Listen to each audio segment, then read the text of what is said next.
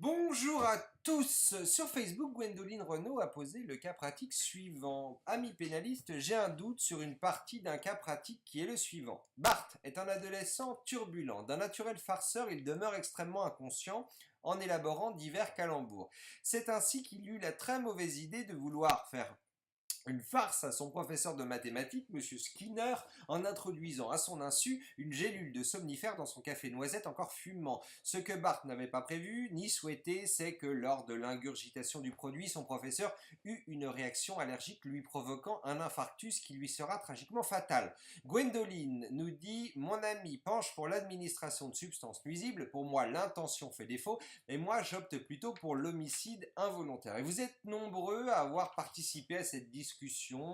Alors Matari penche pour l'administration de substances nuisibles, même chose pour Anthony Tiborken. Chloé Gard, par exemple, nous parle de comportement ayant entraîné la mort sans intention de la donner. Bon, je suppose que c'est une façon de conclure à la même infraction, donc l'administration de substances nuisibles ayant entraîné la mort sans intention de la donner. Et ce qui m'intéresse dans toutes vos observations, c'est que finalement, vous partez tous du résultat, ce qui est très bien, c'est-à-dire on part du résultat, la mort, et on envisage les trois qualifications possibles, en fait, l'homicide involontaire, les violences volontaires ayant entraîné la mort sans intention de la donner, et sa déclinaison, l'administration de substances nuisibles ayant entraîné la mort sans intention de la donner, et l'homicide volontaire et sa déclinaison, qui est l'empoisonnement.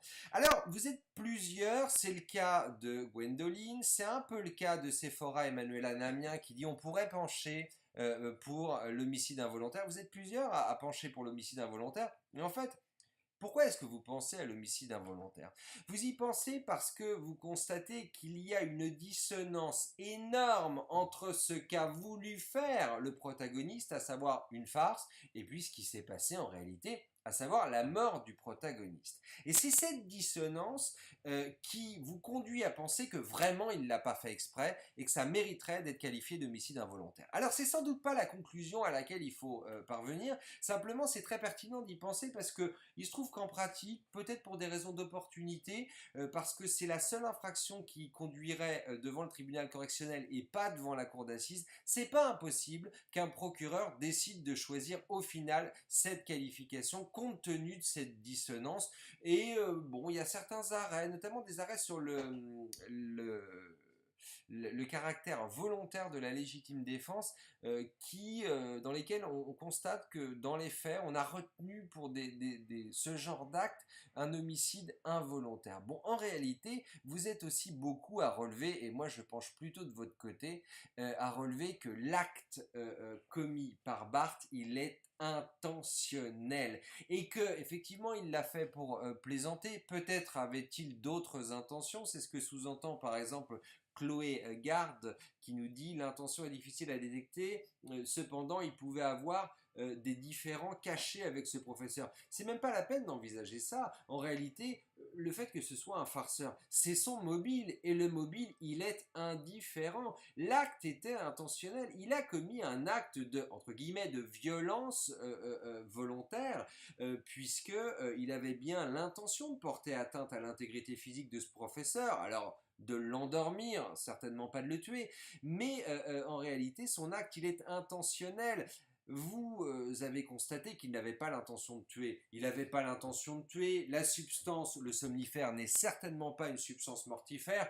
Donc vous avez eu raison d'écarter l'homicide volontaire, l'empoisonnement. Et donc il nous reste quoi? Il nous reste pas grand-chose. Une seule infraction, l'administration de substances nuisibles ayant entraîné la mort sans intention de la donner. Vous êtes plusieurs à relever que l'acte lui-même, c'est ce que relève Mathilde Martinez par exemple, qui relève que le geste en lui-même est intentionnel et c'est le résultat qui n'a pas été voulu et donc on est à mi-chemin entre l'homicide involontaire et l'homicide volontaire, on est sur les violences volontaires parce que l'acte est intentionnel, ayant entraîné la mort sans intention de la donner, parce qu'il n'avait pas l'intention de tuer.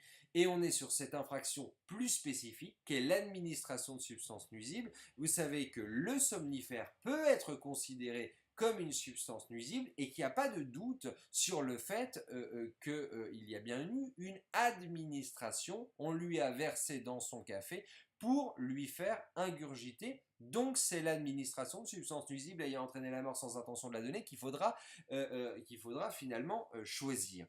Euh, S'il y avait un problème, notamment sur le caractère nuisible de la substance, eh bien, vous vous rabattriez sur l'infraction générale, qui sont les violences volontaires ayant entraîné la mort sans intention de la donner, et vous le feriez avec d'autant moins de scrupules que, de toute façon, ce sont les mêmes articles du Code pénal qui répriment ces deux infractions, puisque l'administration de substances nuisibles est réprimée par référence, par renvoi aux dispositions relatives aux violences volontaires.